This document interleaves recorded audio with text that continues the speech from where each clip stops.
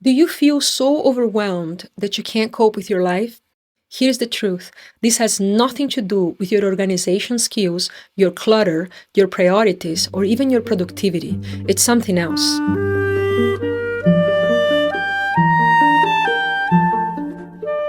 To talk about the feeling of overwhelm, we first need to get clear on what it actually is.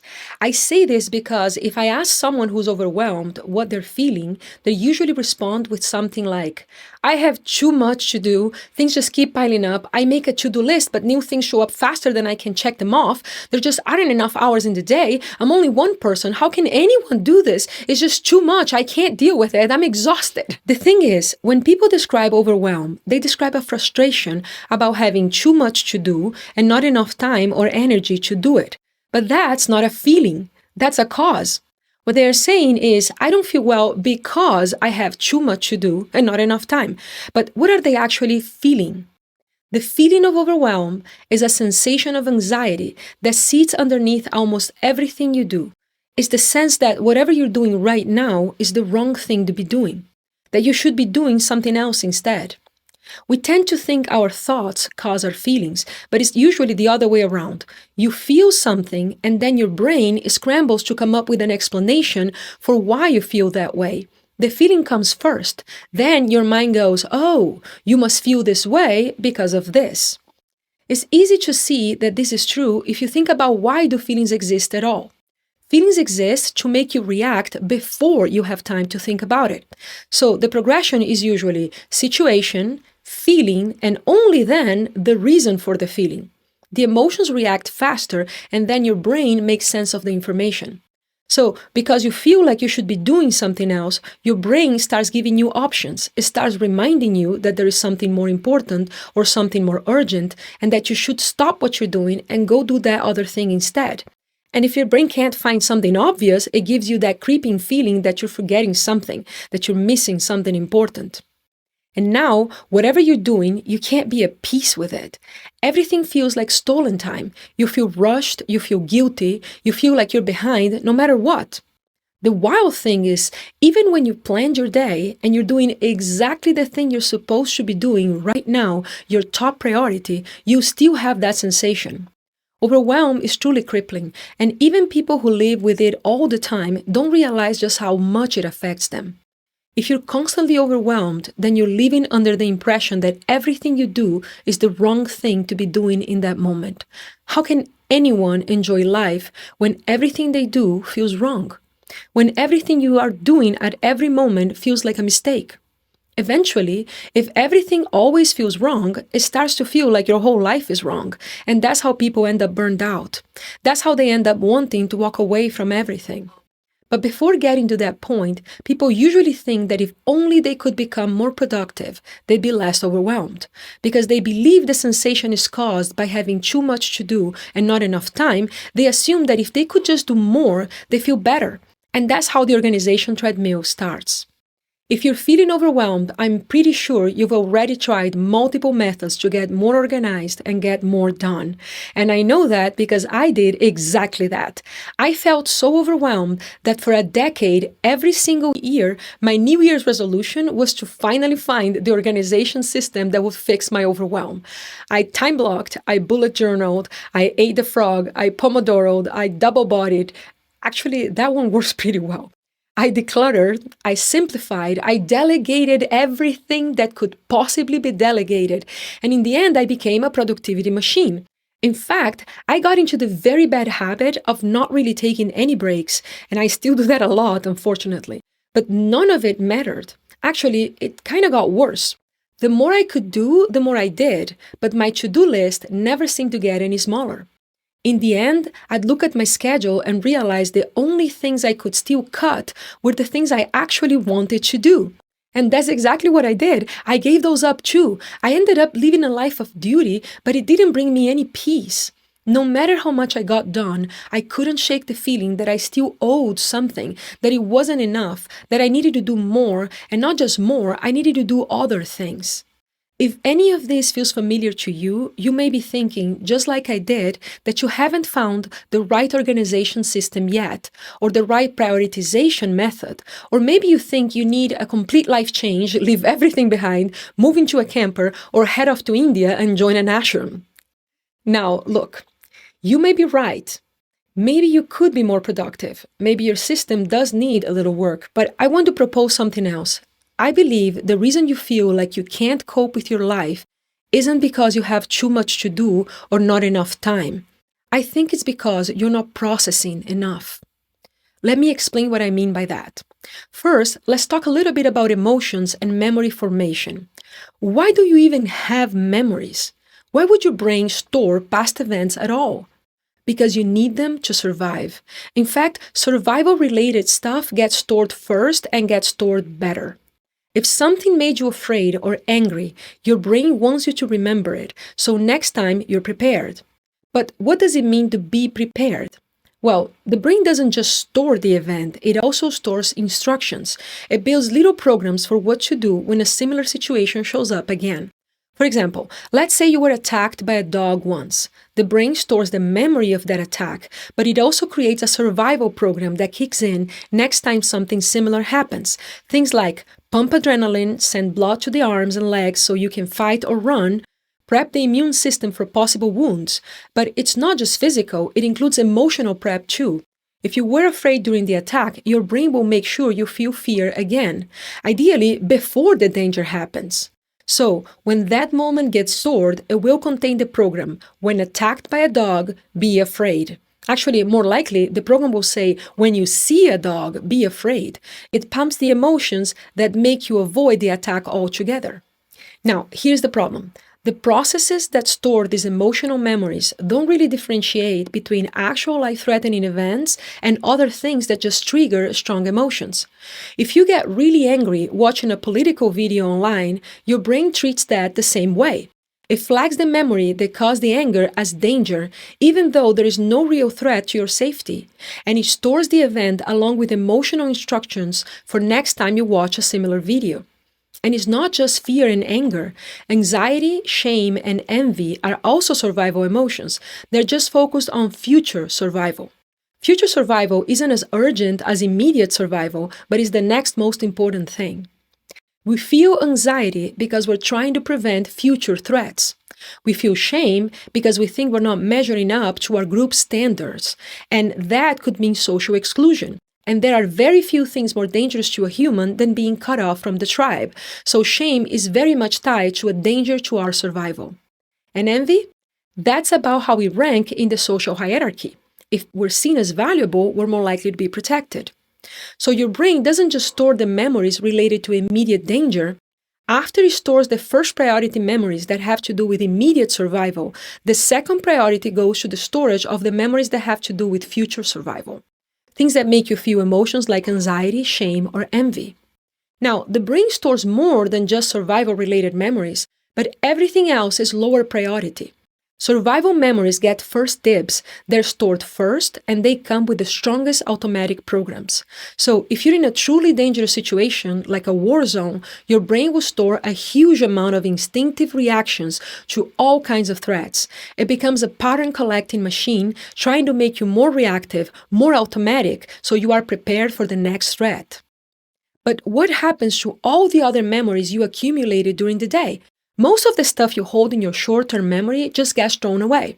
That's what processing is. During the day, when you're in a safe environment and your brain has a little space, it brings things up and does one of two things. Either you think through the memory directly, you go over what happened, make decisions, plan, resolve concerns, or your brain processes it on its own subconsciously. Most of the processing is subconscious. The majority of the information isn't worth keeping and is tossed out. Then, when you sleep, whatever is left in the short-term memory, whatever the brain marked as important, gets filed away into long-term storage. And here's the key. If similar memories are already there, the brain uses the new one to reinforce the old.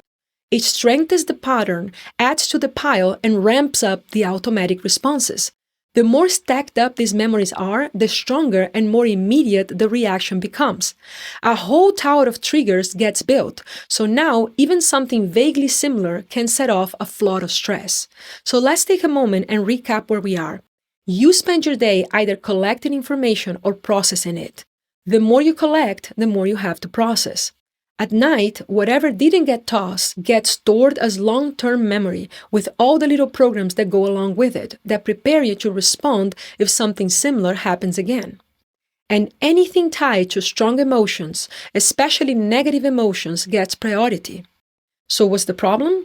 The problem is the ratio between how much you collect and how much you process. Let's step back for a minute. Think about how we evolved. Back in the caves, we hunted and gathered mostly around sunrise and sunset.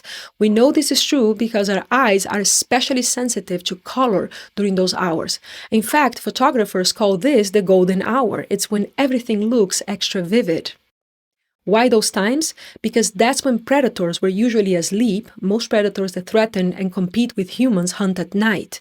The prey is hard to find during the hours the sun is too strong, so sunrise and sunset were our safest and most productive windows for action, probably around 2 hours of real exposure to the outside world each day. That means on a normal day, we were maybe in danger for 2 hours. Sure, sometimes we might be attacked by another tribe or attack them, but that wasn't constant. You can't live in non-stop war when you are in a nomadic society. It wouldn't make sense. Your tribe would just move. So, even on the active days, how much time was actually spent feeling anger or fear? Probably not the full 2 hours, likely less. And most of the day was spent in repetitive mechanical tasks, mending nets, making tools, breaking nuts, preserving food, moving camp, low cognition activities. Some of the time was social, storytelling, relationship building, but how much of it was emotionally intense? Probably not that much. So, what are we really looking at? Maybe 4 hours of emotionally relevant material per day. Probably less. Add a bit more for practical thinking, planning, solving problems, and the rest of the day was just processing, either actively thinking about what happened or passively digesting it in the background. Processing time was probably double the emotional time, maybe more. And what is happening to us right now? When was the last time you engaged in a rote activity? I'm talking mechanical activities that do not require you to think and problem solve, such as cooking a recipe you already know, washing dishes, gardening, walking in an area you know well, putting away the stuff in your house, doing laundry, driving. Oh, you do this all the time? What was the last time you did any of this without watching or listening to something? We do all of these activities with something in our ears. Podcasts, YouTube videos like this one, Netflix. If any activity is boring, repetitive, and easy, we either get rid of it somehow by buying some machine or hiding it out, or we make sure we are thoroughly entertained while we do it. The problem is that if your brain is engaged, then you are not processing. The problem of not processing is that nothing gets thrown away. First, because you did not process enough during the day, when you try to go to sleep, you rest your head on the pillow and give your brain some space, and then it tries to process as much as it can right there. This is how you end up flooded with bad emotions at night, and it is probably the reason you don't want to go to bed. You are filled with anxiety and bad feelings and end up sleeping much later than you should, and thus sleeping much less than you should. But even worse, when you do go to sleep, all the emotionally charged things you were exposed to during the day are then stored in your long-term memory, contributing to the enormous pile of automatic reactions you now have. What does this mean? It means that what was a silly situation months ago that caused you some bad feelings keeps repeating itself and keeps being stored on top of previous similar experiences. And the programs that generate emotions get stronger and stronger, so that what was making you somewhat bothered before now makes you feel enraged. And the problem is not just the storage issue, it's the very nature of the media you look at. Think about it. What is the most addictive content? What is the content that makes you return over and over and to keep clicking way past the point you stop having fun? It's the content that gives you any of the survival emotions. We want to know about every tragedy. We can't avoid it. Whenever there is tragedy, our brain says, look, make sure you are not under threat. So we look.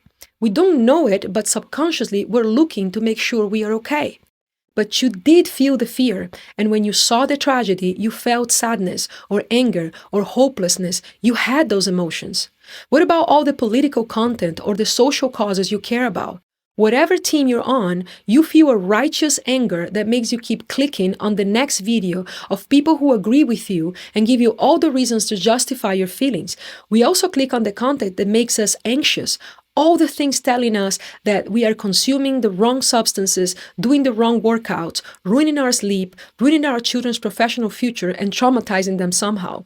We click out of curiosity about celebrities, about our friends, and we feel shame and envy when we don't measure up. What keeps us coming back day after day and clicking, even when we're no longer having fun, is the content that speaks to our survival instincts. The platforms don't do it on purpose. They simply give you more of what you click on, and you click on those things pretty often.